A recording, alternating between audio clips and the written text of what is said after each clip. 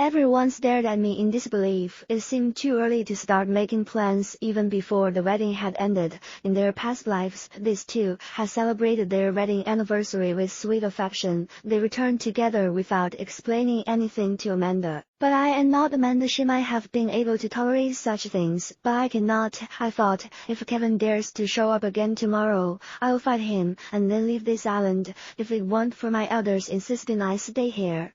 If that promise could be fulfilled, my life in Texas would undoubtedly be carefree and peaceful. Lily said, Kevin, are you hurt? Audrey, how could you treat Kevin like this? Kevin quickly straightened up, gave me a meaningful look, and replied somewhat awkwardly, I'm fine. Then he walked over, took my hand, and said, You must come with me tomorrow. I looked at Kevin in surprise. Lily was even more incredulous. She said, Kevin, how could you do this? I will never speak to you again. With that, she covered her face, sobbed, and ran out of the room. At that moment, Kevin whispered in my ear, Let's finish the wedding first. I'll explain everything to you. Afterward, the guests didn't dare cause any more trouble, and the rest of the ceremony proceeded smoothly. Soon after, I sat in the room, pounding the bed in frustration. I thought, what exactly did Kevin mean? Was he trying to trick me?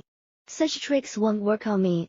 When Kevin pushed the door open and walked in, I snorted coldly. I said, I hate men who can draw clear lines. If you want to cheat, let's get divorced right now. Hearing my words, Kevin frowned and said, We were already engaged before. Now that I've married you, I will take responsibility for you. I sighed helplessly and said, Kevin, what era are we living in?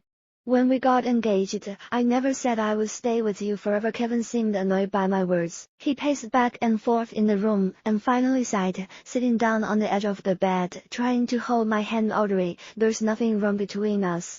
Lily and I genuinely want to be with you despite my resistance. He still held my hand tightly and said, I'm not very good at expressing myself in words.